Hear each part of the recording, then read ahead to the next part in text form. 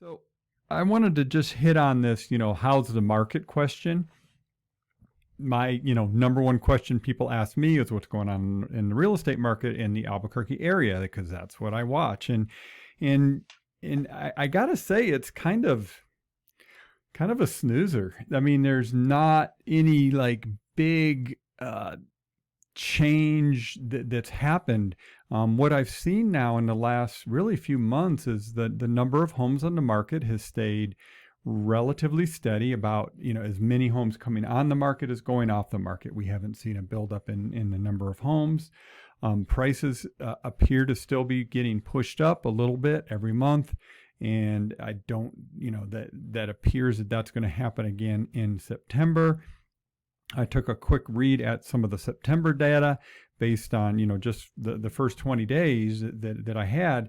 And it looks like we're going to be, ahead of last September on the number of homes, going under contract. The number of homes on the market is lower than last year. So, all the indicators are showing that we're just kind of in a steady housing market with steady price appreciation. Right. So there's a couple topics that we really want to cover in addition to that. So you've got some predictions on interest rates based on what you just said. Well, yeah, one of the things, Tracy, I'm always scouring the data and the different, people out there like, okay, where's the housing market going? What are the things that we need to look at to know if there's a shift in the housing market coming? And I've put together a list of kind of these leading indicators, these things that will show us if there's a shift coming in the housing market. Things like the number of mortgage applications. Right. A few weeks ago, there was a little bit of a drop, even though it was still historically pretty high. But now in the last week, mortgage applications are back up, and that's nationally. And you're looking at real-time current data. A lot of times the stories that come out are a couple months behind. Oh, yeah. That's unfortunately, a lot of that is true. Another thing that I've been able to now track is the number of showings, foot traffic, I call it. So the number of people actually going out and looking at homes. Now I'm expecting a big drop in foot traffic next week because, over the next few weeks, because of Balloon Fiesta, generally the number of people out looking at homes drops off. So we can expect that. And in addition to Balloon Fiesta, it normally drops off during the state fair. Right. Be curious to know about that correlation this year. Yeah.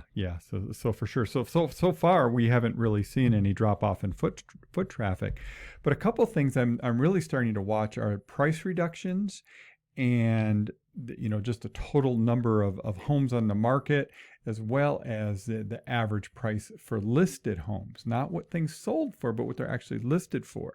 Because if I see a drop, an increase in price reduction, and a drop in price per square foot or average price, that's going to be a pretty good indicator of kind of wisdom of the crowd. What are the other, the realtors that are putting homes on the market? They're putting them on the market. They're not getting their price. They're price reducing. And I'll just say, just real quick, is the price reductions really haven't gone up that much. In fact, they're still historically low. They've moved up a little bit more than there was earlier in the year, but right now, really no big change in price reductions. In fact, they're historically low. So if I see big moves there, of course, you'll hear about it here. Right. So those are my leading indicators that I'm watching. I just wanted to put that out there. Great. Interest rates?